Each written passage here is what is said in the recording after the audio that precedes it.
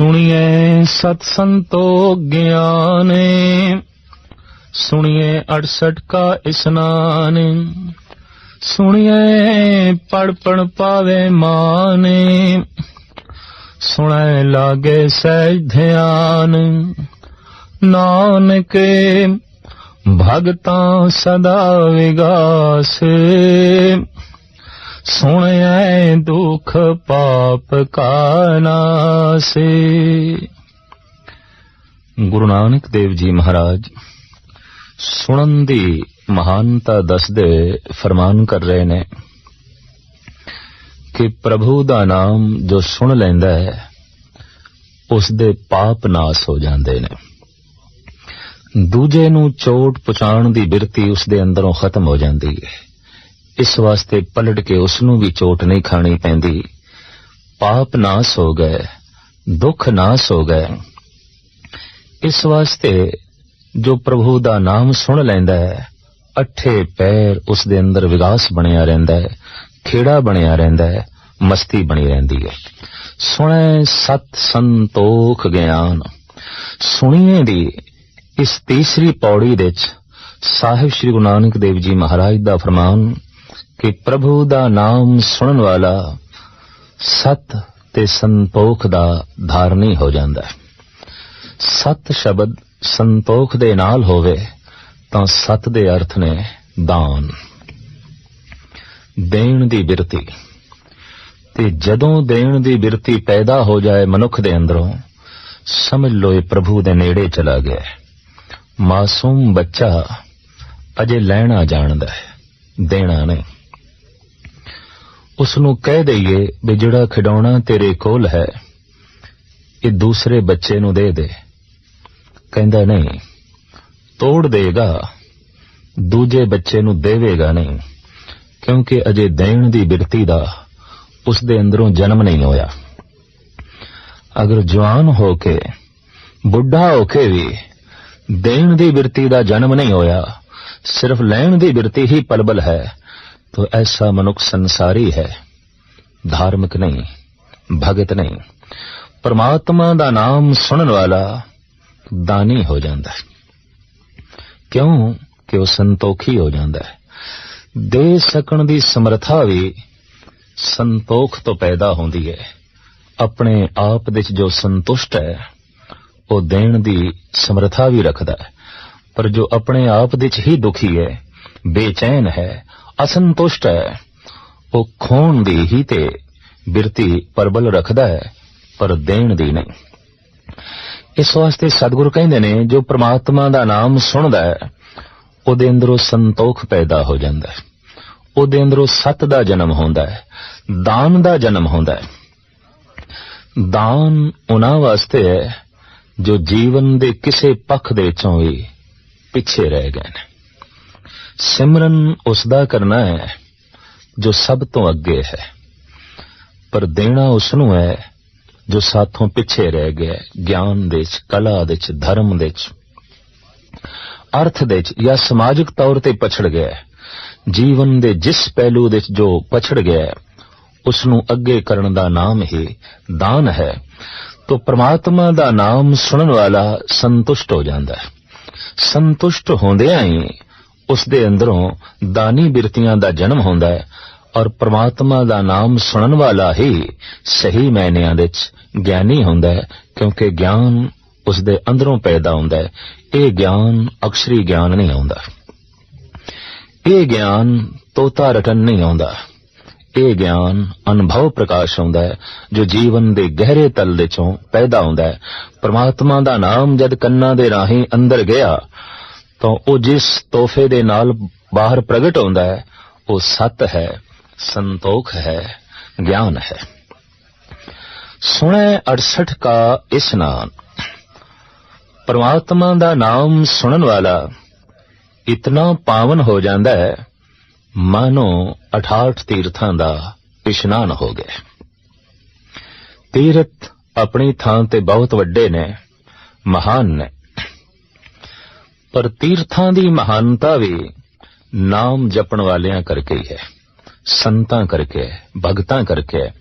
इस वास्ते इत्थे ते एक सवालिया फिकरा खड़ा कीता है भगत कबीर ने।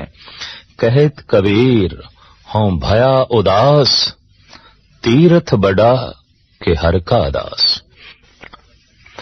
जो प्रश्न ही उत्तर होवे, ਸਾਹਿਤਿਕ ਦੁਨੀਆ ਵਿੱਚ ਇਸ ਤਰ੍ਹਾਂ ਦੀ ਕਵਿਤਾ ਦਾ ਇੱਕ ਖਾਸ ਅਸਥਾਨ ਹੈ। ਕਹਿਤ ਕਬੀਰ ਹੋਂ ਭਇਆ ਉਦਾਸ, ਤੀਰਥ ਬੜਾ ਕਿ ਹਰ ਕਾ ਦਾਸ। तो कबीर कहते तीर्थ वड्डा नहीं, हरि का दास वड्डा। हरि दे दास दा जिथे जन्म होया है तो जन्म अस्थान भी तीर्थ बन जाएगा। हरि दा दास जिथे बैठा है, भगती कीती है, वो अस्थान भी तीर्थ बन जाएगा। ते हरि दे दास दे जिथे मृत्यु हो गई है, जिथे उसने देही दा त्याग कीता है, वो अस्थान भी तीर्थ बन जाएगा। गरज के भगत जिथे जिथे बैठे उहदे कदमां दे चों तीर्थ दा जन्म है। तीर्थ भगतां नूं नहीं पैदा करदे, भगत तीर्थां नूं जन्म देंदे ने। किसी तीर्थ दे कोई समर्था नहीं कि वह ब्रह्म ज्ञानी नूं पैदा करे, पर हर ब्रह्म ज्ञानी दे यह समर्था है कि वह तीर्थां नूं जन्म देंदा है। स्वयं ब्रह्म ज्ञानी भगत चलदा फिरदा एक तीर्थ ही आउंदा है, जिन्हों जंगम तीर्थ करके कहंदे ने। चलदा फिरदा तीर्थ, उहदे कदमां दे चों तीर्थां दा जन्म होंदा है। इस वास्ते सतगुरुदेव जी महाराज फरमान पे करते ने, सुनन वाला इतना पावन हो जाता है, इतना पवित्र हो जाता है, जैसे कि 68 तीर्थ पावन ने, पवित्र ने। उस कल्ले ने मानो 68 तीर्थां दा इशनान कर लिया, इतनी पवित्रता हासिल कर ली है। सुने पढ़ पढ़ पावे मान। जद कोई परमात्मा दा नाम गहरे तल दे सुनदा है तां उस दे अंदर होर जानन दी भुख पैदा हुंदी है। मैं होर जाना, मैं होर जाना। ते होर जानन लई दुनिया दे धर्म ग्रंथ ने तो पढ़न दी रुचि पैदा हुंदी है। मैं ओ भी पढ़ा, मैं ओ भी पढ़ा। ये भुख तरह तरह दे ग्रंथां दा पाठ करन पढ़न ते मजबूर कर दिए। और जैसे जैसे वो पढ़दा है, वैसे वैसे उसका अनुभव, उसका ज्ञान उहदे च वाधा हुंदा है। और जैसे उसदे ज्ञान दे च वाधा हुंदा है, उहदी पूजा हुंदी है, उहदी प्रतिष्ठा हुंदी है, उहनूं मान मिलदा है। सुणे पढ़ पढ़ पावे मान। कुछ आलम इस ढंग नाल भी अर्थ करदे ने कि पढ़ पढ़ के जो मान प्राप्त होंदा है मनुख नूं, ओही मान परमात्मा दा नाम सुनन नाल मिल जांदा है। उतनी प्रतिष्ठा सिर्फ प्रभु दे नाम दे सुनन दे नाल ही प्राप्त हो जांदी है। सुने लागै सहज ध्यान। सहज तो मुराद है अडोलता, टिकाओ। सुनदियां ही सुनदियां एक दिन खिंडिया होया मन सहज दे च आ जांदा है, टिक जांदा है। ते जैसे अडोल होंदा है, परम अडोलता दे मुजस्मे परिपूर्ण परमात्मा नाल उसका संबंध जुड़ जाता है। जैसे नाम दी धारा अंदर प्रवेश कर दी है, वो खिंडे हुए मन दे टुकड़ियां नूं यकजा करना शुरू कर देंदी है। बस सुनन दी यही महानता है। एक एक शब्द जैसे अंदर प्रवेश कर रहे है, खिंडे हुए मन दे टुकड़े कट्ठे होने शुरू हो गए ने। तो साहिब कहते ने सुने लागै सहज ध्यान। परमात्मा दा नाम सुनन दे नाल आत्मक अडोलता प्राप्त हो जाती है। ध्यान साधना दी शिखरता लभ जाती है। आखिर समूह ध्यान साधना दा मतलब तो इतना ही है कि मन टिके, मन अडोल होवे।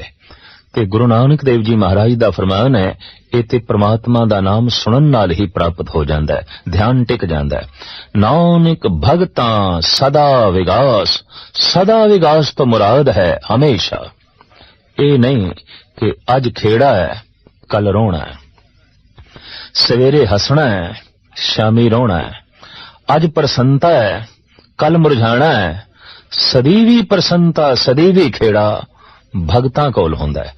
भगत ऐसी बसंत बहार ने जिहदे उत्ते कदी खिज़ा नहीं आउंदी, जिस दे उत्ते कदी पतझड़ दी रुत नहीं आउंदी। भगत कबीर जी महाराज दा कहना है, कबीर ऐसा बीज बोए बाहरे मास फलंत, शीतल छाया गहर फल पंछी केल करंत। तो नानक भगतां सदा विगास। ਸੁਣੈ ਦੁੱਖ ਪਾਪ ਕਾ ਨਾਸ। ਪਰਮਾਤਮਾ ਦਾ ਨਾਮ ਸੁਣਨ ਨਾਲ ਹੀ ਦੂਜੇ ਨੂੰ ਚੋਟ ਪਹੁੰਚਾਉਣ ਦੀ ਬਿਰਤੀ ਖਤਮ ਹੋ ਗਈ। ਪਾਪ ਦੀ ਮੂਲ ਵਿਆਖਿਆ ਇਹ ਕਿ ਮੇਰੇ ਬੋਲ ਨਾਲ ਜੇ ਕਿਸੇ ਦਾ ਦਿਲ ਦੁਖਿਆ ਪਾਪ ਹੋ ਗਿਆ। ਮੇਰੇ ਵਿਚਾਰਾਂ ਦੇ ਨਾਲ ਕਿਸੇ ਦੀ ਹਾਨੀ ਹੋਈ ਹੈ ਤਾਂ ਪਾਪ ਹੋ ਗਿਆ। ਮੇਰੇ ਕਿਸੇ ਕਰਮ ਦੇ ਨਾਲ ਕਿਸੇ ਦਾ ਨੁਕਸਾਨ ਹੋ ਗਿਆ ਤਾਂ ਇਹ ਪਾਪ ਹੋ ਗਿਆ। ਤੇ ਦੂਜੇ ਦਾ ਅਹਿਤ ਕਰਕੇ ਆਪਣਾ ਹਿੱਤ ਲੱਭਣਾ, ਦੂਜੇ ਦਾ ਨੁਕਸਾਨ ਕਰਕੇ ਆਪਣਾ ਨਫਾ ਲੱਭਣਾ, ਦੂਜੇ ਦੀ ਬੇਇੱਜ਼ਤੀ ਕਰਕੇ ਆਪਣੀ ਇੱਜ਼ਤ ਲੱਭਣੀ, ਇਸੇ ਨੂੰ ਪਾਪ ਕਹਿੰਦੇ ਨੇ। ਇਹ ਪਾਪਮਈ ਬਿਰਤੀ ਪਰਮਾਤਮਾ ਦਾ ਨਾਮ ਸੁਣਨ ਦੇ ਨਾਲ ਹੀ ਖਤਮ ਹੋ ਜਾਂਦੀ ਹੈ। ਫਿਰ ਮਨੁੱਖ ਚੋਟ ਖਾ ਤੇ ਸਕਦਾ ਹੈ, ਚੋਟ ਦੇ ਨਹੀਂ ਸਕਦਾ। ਬੇਇੱਜ਼ਤੀ ਆਪਣੀ ਪ੍ਰਵਾਨ ਤੇ ਕਰ ਲੇਗਾ ਪਰ ਦੂਜੇ ਦੀ ਬੇਇੱਜ਼ਤੀ ਨਹੀਂ ਕਰੇਗਾ। ਆਪਣਾ ਨੁਕਸਾਨ ਸਹਾਰ ਤੇ ਲਵੇਗਾ ਪਰ ਦੂਸਰੇ ਦਾ ਨੁਕਸਾਨ ਕਤਈ ਨਹੀਂ ਕਰੇਗਾ। ਇਸ ਢੰਗ ਦੀ ਉਸਦੀ ਬਿਰਤੀ ਬਣ ਜਾਂਦੀ ਹੈ। ਜਦ ਦੂਸਰੇ ਦਾ ਉਸਨੇ ਨੁਕਸਾਨ ਕਰਨਾ ਹੀ ਨਹੀਂ ਤਾਂ ਐਸੀ ਅਵਸਥਾ ਬਣ ਜਾਂਦੀ ਹੈ, ਫਿਰ ਉਸਦਾ ਵੀ ਨੁਕਸਾਨ ਨਹੀਂ ਹੁੰਦਾ। ਜੋ ਕਿਸੇ ਦੀ ਬੇਇੱਜ਼ਤੀ ਨਹੀਂ ਕਰਨਾ ਚਾਹੁੰਦਾ ਉਹਦੀ ਖੁਦ ਵੀ ਇੱਜ਼ਤ ਮਹਿਫੂਜ਼ ਰਹਿੰਦੀ ਹੈ, ਕਾਇਮ ਰਹਿੰਦੀ ਹੈ। ਇਸ ਵਾਸਤੇ ਮੇਰੇ ਪਾਤਸ਼ਾਹ ਫਰਮਾਨ ਕਰਦੇ ਨੇ, ਨਾਨਕ ਭਗਤਾਂ ਸਦਾ ਵਿਗਾਸ, ਸੁਣੈ ਦੁੱਖ ਪਾਪ ਕਾ ਨਾਸ। ਸੁਣਦਿਆਂ ਹੀ ਪਾਪਾਂ ਦਾ ਨਾਸ ਹੋ ਜਾਂਦਾ ਹੈ, ਦੁੱਖਾਂ ਦਾ ਨਾਸ ਹੋ ਜਾਂਦਾ ਹੈ। ਸਦੀਵੀ ਵਿਗਾਸ, ਸਦੀਵੀ ਖੇੜੇ ਦਾ ਅੰਤਰ ਆਤਮੇ ਵਿੱਚੋਂ ਜਨਮ ਹੁੰਦਾ ਹੈ। ਸੁਣੀਏ ਸਰਾਂ ਗੁਣਾ ਕੇ ਗਾ, ਸੁਣੀਏ ਸੇਖ ਪੀਰ ਪਾਤਸ਼ਾਹ, ਸੁਣੀਏ ਅੰਧੇ ਪਾਵੇ ਰਾਹ, ਸੁਣੇ ਹਾਥ ਹੋਵੇ ਅਸਗਾਓ। ਨਾਨਕ ਭਗਤਾਂ ਸਦਾ ਵਿਗਾਸੇ, ਸੁਣਿਐ ਦੁਖ ਪਾਪ ਕਾ ਨਾਸੇ। ਸਰੀਰ ਦੇ ਤਲ ਤੇ ਮਹਾਨਤਾ ਇਸ ਗੱਲ ਦੀ ਹੈ ਕਿ ਮੂੰਹ ਦੇ ਰਾਹੀਂ ਭੋਜਨ ਸਰੀਰ ਦੇ ਵਿੱਚ ਪ੍ਰਵੇਸ਼ ਲਾਜ਼ਮੀ ਕਰੇ।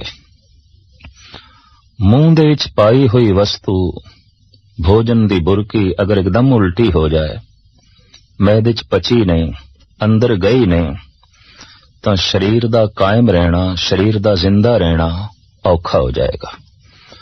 तो तमाम भोजन अन्न जल मूंह दे राहीं शरीर दे अंदर प्रवेश करता है, जो मिंज मांस हड्डियां खून ते दिमाग दी शक्ति बनता है। गुरु दा शब्द परमात्मा दा नाम कन्ना दे राहीं अंदर प्रवेश करता है, जो दैवी संपदा बनता है, आध्यात्मिक गुण बनता है, परम आनंद बनता है, रूहानी शक्ति बनता है। भोजन दी बुरकी सहजे अंदर चली जाती है, परमात्मा दा नाम गुरु दा शब्द सहजे अंदर प्रवेश करना औखा होवेगा। इसे नूं कहंदे ने धार्मिक साधना करनी पवेगी, भाव ध्यान साधना करनी पएगी। ध्यान फिर कित्थे टिकाई है? ध्यान सुनन दे टिकाना है, ध्यान शब्द दे टिकाना है। इतनी गल ते स्पष्ट है कि ध्यान दी प्रबल शक्ति मनुख दे कोल है, ते ध्यान जिस पासे जावेगा मनुख दी तमाम शक्ति ध्यान दे राहें उसे पासे गमन करेगी। जिथे साडा ध्यान है साड़ी जीवन शक्ति उसे पासे जा रही है। संसार दे किसे खिते दे, किसे वस्तु दे, किसे रंग किसे रूप दे साडा ध्यान है तो साड़ी शक्ति उसे पासे गमन कर रही है, और सहजे सहजे असी अपनी शक्ति तो छीन हो रहे हैं, खाली हो रहे हैं। एक को एक परमात्मा दा नाम है, अगर उस विच साडा ध्यान जुड़े तो शक्ति मिलनी शुरू हो जाती है, ताकत मिलनी शुरू हो जाती है। इस दे मनुख दी सत्या खत्म नहीं होंदी, बल्कि ध्यान दे आसरे ते सत्या मिलनी शुरू हो जाती है। दैवी संपदा दे अंबार लग जाते हैं उस मनुख दे अंदर जो ध्यान दे नाल सुनदा है। इंज कहिए सुनना ही ध्यान ने है, कन्ना ने नहीं। एक मनुख अगर ध्यान अपनी अखां दे नाल ना रख सके तो शायद घर भी नहीं पहुंच सकेगा। ऐसा अक्सर होंदा है कि मनुख अपने घर दे कोलों अगे लंघ गया, पहुंचना उसने अपने घर दे च है, तो अगे जाके उसनू ख्याल आंदा है घर मैं पिछे छड़ आया। अखां ते वेख रहियां सन पर अखां नाल ध्यान नहीं सी, इस वास्ते अपने घर नहीं पहुंच सके। एक मनुख उच्ची उच्ची बोल रहा है ते बोलदियां ही बोलदियां अचनचेत श्रोते नूं पुछदा है, मित्र नूं पुछदा है, बई हुणे मैं की आखिया सी? ते अगला कहंदा बोल ते तू खुद रहा है, पर मेरे कोल पुछदा है। कहंदा मेरा ध्यान किसे होर पासे चला गया। जो ध्यान किसे होर पासे चला गया तो बोल की बोले ने कुछ भी नहीं पता चलेगा। ध्यान किसे होर पासे अखां दे नाल नहीं है तो अपने घर विच पहुंचना भी बहुत औखा हो जाएगा। अगर कोई उच्चा उच्चा बोल रहा है और साडा ध्यान किसे होर पासे है तां असीं सुन नहीं सकांगे। ओम ओम दा रटन, राम राम दी धुन, वाहिगुरु वाहिगुरु दा संगीत अलापण वाले ते बहुत ने, पर सुनन वाले कोई विरले ने, बहुत थोड़े ने। हजारां ਸਰੋਤਿਆਂ दे इकट्ठ दे उंगलियां ते गिने जाण वाले ਉਹ ਸਰੋਤੇ ने जो वाकई सुनते ने, क्योंकि सुनन वाला तो इतना पावन हो जाता है कि 68 तीरथ उस तो सदके कीते जा सकते ने, उस तो कुर्बान कीते जा सकते ने। सुनन वाले दे अंदर महान पवित्रता दा जन्म होंदा है, ਉਹਦੇ सारे पाप नाश हो जाते ने, ਉਹਦੇ सारे दुख नाश हो जाते ने। ते जो सुनदा है, ध्यान नाल सुनदा है, अक्सर ऐसा आख्या जाता है, पर नहीं, सुनना ही ध्यान ने, कन्ना ने नहीं सुनना। कन ते मौजूद ने, खुले ने, अगर ध्यान नहीं तो सुनन दी समर्था खो बैठणगे, कन नहीं सुन सकेगा। तो ध्यान ने ही सुनना है। जैसे कोई नाम दे च ध्यान जोड़दा है, परमात्मा दे शब्द दे च ध्यान जोड़दा है, तो सतगुरु देव जी महाराज दा फरमान है, सुनै सारा गुणा कहेगा, वो गुणा दा सागर बन जाएगा, छपड़ी नहीं। 2-4 गुण उसदे कोल नहीं होणगे, गुणा दा वो सागर होवेगा। जिस तरह सागर दा पानी अनाप है, अतोल है, नहीं तोलिया जा सकदा, अंदाजा लाके नहीं नापिया जा सकदा। हू बहु उस मनुख दे गुण नहीं तोले जा सकते, नहीं गिने जा सकते जो परमात्मा दा नाम सुनदा है, ध्यान उसदा नाम दे विच है। अनंत गुण उसदे अंदर पैदा होणगे, मानो स्वयं गुणा दा सागर बन गया, अनंत गुणा दा मालक बन गया। सुनै सेख पीर पातशाहो। सतगुरु देव जी महाराज दा इत्थे फरमान है कि जो परमात्मा दा नाम सुनदा है शेख बन जांदा है। अरबी दे शेख दा मतलब है मुखी, सिरमौर, सरदार, खास अहमियत रखण वाला मनुख। तो सतगुरु देव जी कहंदे ने जो नाम सुनदा है वो ते शेख बन जांदा है, महान बन जांदा है, उच्च पदवी दा मालिक बन जांदा है, ओ फकीर बन जांदा है, पीरां दा पीर बन जांदा है और बादशाहां दा बादशाह बन जांदा है। प्राचीन समय विच राजा शब्द सिर्फ संतां वास्ते सी कि राजे दा मतलब है जो रजिया होया है, तृप्त है, अंदर कोई भुख रह नहीं गई, क्योंकि भुख ही ते दुख नूं जन्म देंदी है। और जिस वस्तु दी जितनी ज्यादा भुख होवेगी ते होर अनंत वस्तुआं दीयां जितनियां ज्यादा भुखां होणगियां उतने ही वड्डे दुख उस मनुख दे अंदर होणगे। संत दे अंदर कोई भुख ही नहीं रहिंदी। साच नाम आधार मेरा, जिन भुखां सब गवाइयां। जद भुख ही नहीं तो फिर कोई दुख भी नहीं। इस तरह दे पुरुष नूं आख्या गया राजा। ये राजे ने, त्रिपत ने। राजे दा मतलब ये नहीं कि सिंहासन ते बैठा है, राजे दा मतलब है जो त्रिपत है, रजे होया है। रजे होए मनुख नूं ही बादशाह आख्या गया, रजे होए मनुख नूं ही राजा आख्या गया। ते सतगुरु देव जी महाराज कहंदे नाम तो बिना अज तक ना कोई रजे है ते ना ही रज सकदा है। भाई गुरदास जी ने इस तरह दे राजियां दी दैवी संपदा दा बकायदा जिक्र कीता है। जैसे राजे कोल सिंहासन है, उदा भंडार है, उदी अपनी एक राजधानी है, उदे कोल अपना सारा साजो समान है। हू बहु भाई गुरदास जी ने उसका जिक्र किया है, जत सत सिंहासन सहज संतोख मंत्री, धर्म धीरज ध्वजा अब चल राज है। जो भगत है परमात्मा दा नाम सुनदा है वो ऐसा राजा है, ਉਹ ਬੈਠਦਾ ਹੈ ਜੱਤ ਸੱਤ ਦੇ ਸਿੰਘਾਸਣ ਤੇ। ਉਹਦਾ ਸਿੰਘਾਸਣ ਸੋਨੇ ਚਾਂਦੀ ਦਾ ਨਹੀਂ, ਕਿਸੇ ਹੋਰ ਢੰਗ ਨਾਲ ਸਵਾਰਿਆ ਹੋਇਆ ਉਸਦਾ ਸਿੰਘਾਸਣ ਨਹੀਂ, ਉਹਦਾ ਸਿੰਘਾਸਣ ਹੀ ਜੱਤ ਹੈ, ਉਸਦਾ ਸਿੰਘਾਸਣ ਹੀ ਸੱਤ ਹੈ। ਉਹ ਸੱਤ ਦੇ ਆਸਣ ਤੇ ਬੈਠਦਾ ਹੈ, ਜੱਤ ਦੇ ਆਸਣ ਤੇ ਬੈਠਦਾ ਹੈ। ਸਹਿਜ ਸੰਤੋਖ ਮੰਤਰੀ, ਉਹਦੇ ਸਲਾਹਕਾਰ ਮੰਤਰੀ। ਆਤਮਿਕ ਅਡੋਲਤਾ ਤੇ ਸੰਤੋਖ, ਇਹ ਉਸਦੇ ਮੰਤਰੀ ਨੇ, ਇਹ ਉਸਦੇ ਕਾਰਿੰਦੇ ਨੇ, ਇਹ ਉਸਦੇ ਕੰਮ ਨੂੰ ਹੋਰ ਵਧਾਉਣ ਵਾਲੇ ਨੇ। ਧਰਮ ਧੀਰਜ ਧਵਜਾ ਅਬ ਚਲ ਰਾਜ ਹੈ। ਉਹਦਾ ਨਿਸ਼ਾਨ, ਉਹਦਾ ਝੰਡਾ ਕਿਹੜਾ ਹੈ? ਧਰਮ ਦਾ ਝੰਡਾ ਹੈ, ਜਿਹਦੇ ਉੱਤੇ ਧੀਰਜ ਦਾ ਕਪੜਾ ਚੜਿਆ ਹੋਇਆ। ਔਰ ਇਸ ਤਰ੍ਹਾਂ ਦਾ ਰਾਜਾ ਅਟਲ ਰਾਜਾ ਹੈ, ਅਚਲ ਰਾਜਾ ਹੈ, ਡੋਲਦਾ ਨਹੀਂ। ਅੱਜ ਰਾਜਾ ਹੈ ਤੇ ਕੱਲ ਨਹੀਂ, ਐਸਾ ਨਹੀਂ, ਸਦੀਵੀ ਰਾਜਾ ਹੈ, ਹਮੇਸ਼ਾ ਦਾ ਰਾਜਾ ਹੈ। ਫਿਰ ਭਾਈ ਗੁਰਦਾਸ ਜੀ ਅੱਗੇ ਫਰਮਾਨ ਕਰਦੇ ਨੇ, शिव नगरी निवास दया दुल्हनी मिली, भाग तो भंडारी भाव भोजन सकाज है। शिव नगरी निवास, आत्म प्रकाश दी नगरी रेच ही उसदा वासा है। ये नगरी ही उसदी राजधानी है। मनुख दे कोल आत्मा ते है, पर आत्मा दे च वास नहीं है। मनुख दे कोल प्रकाश ते है, प्रकाश दे च वास नहीं है। सारी जिंदगी मनुख अपने घर तो बाहर रहिंदा है, अपने निज अस्थान तो बाहर रहिंदा है। अपने निज अस्थान दे च केवल संत रहिंदा है, केवल भगत रहिंदा है। तो शिव नगरी निवास दया दुल्हनी मिली।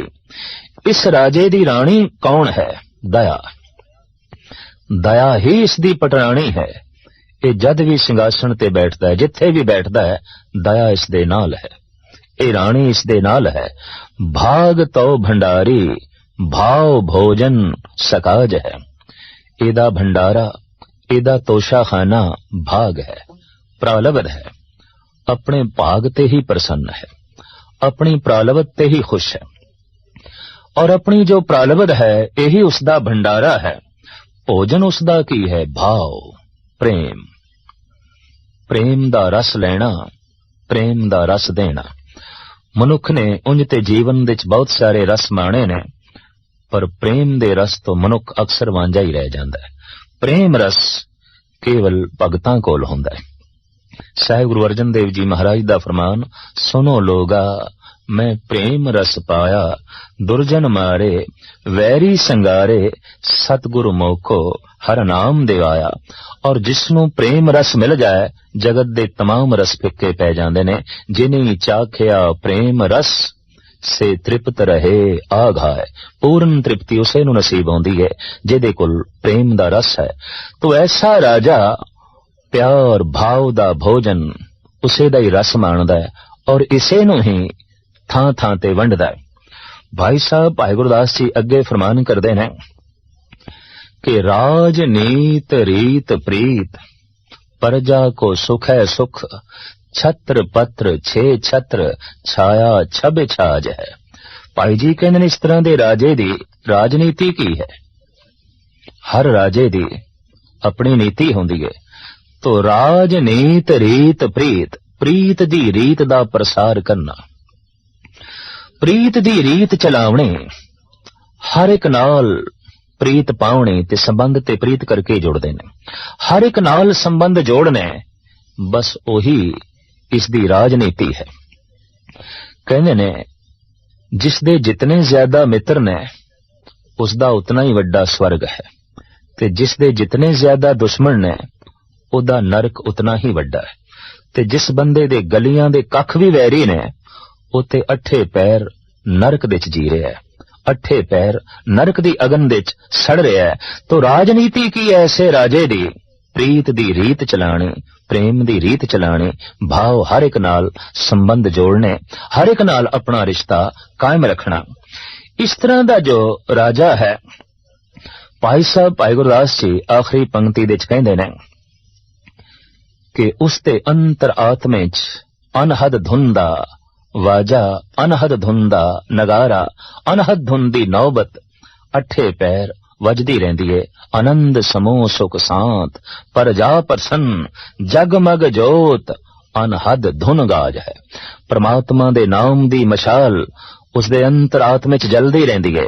ਅਨਹਦ ਨਗਾਰਾ, ਅਨਹਦ ਦੀ ਧੁਨ, ਇਹ ਨੌਬਤ ਉਸ ਦੇ ਅੰਦਰ ਵੱਜਦੀ ਰਹਿੰਦੀ ਹੈ। ਸਹੀ ਮਾਇਨਿਆਂ ਦੇ ਚ ਰਜਿਆ ਹੋਇਆ ਕੇਵਲ ਉਹੀ ਹੈ ਜੋ ਆਤਮ ਪ੍ਰਕਾਸ਼ ਦੇ ਚ ਜੀ ਰਿਹਾ ਹੈ, ਜੋ ਸ਼ਿਵ ਨਗਰੀ ਦੇ ਚ ਜੀ ਰਿਹਾ ਹੈ। ਉਹੀ ਰਜਿਆ ਹੋਇਆ ਹੈ, ਉਹੀ ਰਾਜਾ ਹੈ। ਔਰ ਇਹ ਅਵਸਥਾ ਸੁਣਨ ਨਾਲ ਪ੍ਰਾਪਤ ਹੁੰਦੀ ਹੈ। ਇਸ ਵਾਸਤੇ ਸਾਹਿਬ ਫਰਮਾਨ ਪਏ ਕਰਦੇ ਨੇ ਕਿ ਸੁਣੀਏ ਸੇਖ ਪੀਰ ਪਾਤਸ਼ਾਹ, ਸੁਣਦਿਆਂ ਹੀ ਮਨੁੱਖ ਸ਼ੇਖ ਮੁਖੀ ਬਣ ਜਾਂਦਾ ਹੈ, ਪੀਰ ਬਣ ਜਾਂਦਾ ਹੈ ਔਰ ਬਾਦਸ਼ਾਹ ਬਣ ਜਾਂਦਾ ਹੈ। ਜਿਸ ਨੂੰ ਬਖਸ਼ੇ ਸਿਫਤ ਸਲਾਹ ਨਾਨਕ ਪਾਤਸ਼ਾਹੀ, ਪਾਤਸ਼ਾਹ ਸੁਣੇ ਅੰਧੇ ਪਾਵੇ ਰਾਹ। ਜੋ ਅਗਿਆਨੀ ਹੈ, ਅੰਧ ਹੈ, ਸੁਣਨ ਨਾਲ ਉਸ ਨੂੰ ਵੀ ਮਾਰਗ ਮਿਲ ਜਾਂਦਾ ਹੈ ਪ੍ਰਮਾਤਮਾ ਦਾ। ਔਰ ਉਂਝ ਵੀ ਅੰਧੇ ਦੀ ਰਹਿਨੁਮਾਈ ਆਵਾਜ਼ ਹੀ ਕਰ ਸਕਦੀ ਹੈ। ਆਵਾਜ਼ ਉਸ ਨੂੰ ਮਾਰੀਏ ਤੇ ਆਵਾਜ਼ ਦੀ ਸੀਧ ਵਿੱਚ ਉਹ ਚੱਲ ਪੈਂਦਾ ਹੈ। ਜੋ ਆਤਮਿਕ ਤੌਰ ਤੇ ਅੰਧਾ ਹੈ ਉਹ ਵੀ ਸ਼ਬਦ ਦੇ ਆਵਾਜ਼ ਦੇ ਨਾਲ, ਸ਼ਬਦ ਦੀ ਧੁਨ ਦੇ ਨਾਲ ਪ੍ਰਮਾਤਮਾ ਦੇ ਮਾਰਗ ਤੇ ਚੱਲ ਪੈਂਦਾ ਹੈ। ਸੁਣੀਏ ਹਾਥ ਹੋਵੇ ਅਸ ਗਾਓ, ਅਸ ਗਾ ਅਥਾਹ ਸਾਗਰ, ਹੱਥ ਵਰਗਾ ਹੋ ਜਾਂਦਾ ਹੈ। ਭਾਵ ਉਹ ਸੰਸਾਰ ਦੀ ਮਿਣਤੀ ਕਰ ਲੈਂਦਾ ਹੈ, ਉਹ ਖੰਡਾਂ ਬ੍ਰਹਿਮੰਡਾਂ ਦੀ ਮਿਣਤੀ ਕਰ ਲੈਂਦਾ ਹੈ। ਹਰ ਇੱਕ ਦਾ ਉਸ ਨੂੰ ਜਾਇਜ਼ਾ ਨਸੀਬ ਹੋ ਜਾਂਦਾ ਹੈ।